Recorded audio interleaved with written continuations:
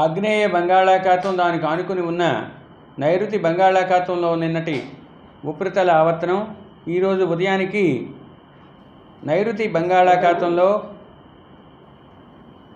అల్పపీడనంగా పరిణామం చెందింది. అది ప్రస్తుతం నైరుతి బంగాళాఖాతంలోనే సుస్పష్ట అల్పపీడనంగా ఉంది. దీనికి అనుబంధంగా ఉపరితల ఆవర్తనం 7.6 కిలోమీటర్ల ఎత్తు వరకు విస్తరించి ఉన్నది. ఇక రాబోయే 24 గంటల్లో పశ్చిమ వాయువ్య దిశలో పయనించి ఈ సుస్పష్ట అల్పపీడనం రేపు మధ్యాహ్నానికి వాయుగుండంగా ఏర్పడి నైరుతి బంగాళాఖాతం దానికి ఆనుకుని ఉన్న పశ్చిమ మధ్య బంగాళాఖాతంలో అనగా ఉత్తర తమిళనాడు, పుదుచ్చేరి మరియు దక్షిణ కోస్తా ఆంధ్రప్రదేశ్ తీరాలకు కొంత దూరంలో ఉండే అవకాశం ఉంది. తదుపరి 24 గంటల్లో అది మరింత పశ్చిమ వాయువ్య దిశలో పయనించి ఉత్తర తమిళనాడు, పుదుచ్చేరి, దక్షిణ ఆంధ్రప్రదేశ్ తీరాలకు దగ్గరలో ఉండే అవకాశం ఉంది. మరియు అది మరింత బలపడే అవకాశం కూడా కనిపిస్తుంది.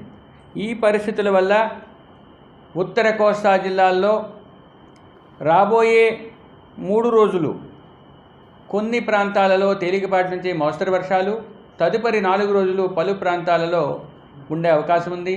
ఇక దక్షిణ కోస్తా జిల్లాల్లో రాబోయే వారం రోజులు కూడా పలు ప్రాంతాలలో తేలికపాటి నుంచి మోస్తరు వర్షాలు పడే అవకాశం ఉంది.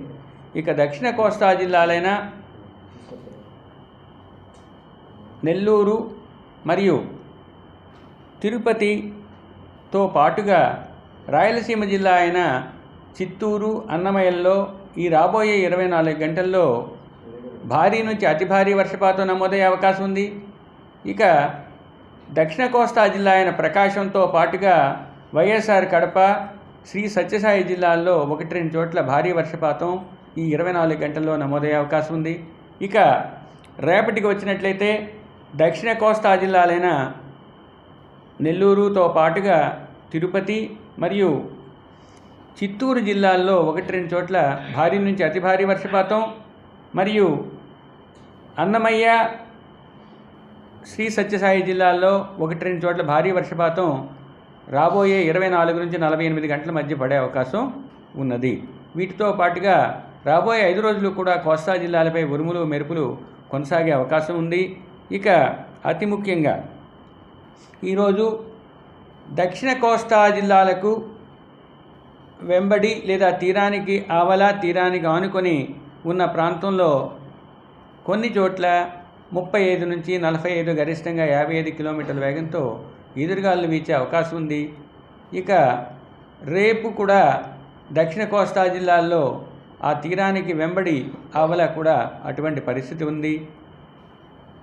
3-4 రోజుల్లో అది కొంచెం పెరిగి 35 నుంచి 40కి, 40 నుంచి 50, గరిష్టంగా 60 కిలోమీటర్ల వేగంతోనూ వీచే అవకాశం ఉంది. ఇక 23, 24వ తేదీలకు వచ్చేసరికి 50 నుంచి 60, గరిష్టంగా 70 కిలోమీటర్ల వేగంతో ఈదురుగాలు దక్షిణ కోస్తా జిల్లాల తీరం వెంబడి, తీరం ఆవల ఉండే అవకాశం ఉంది.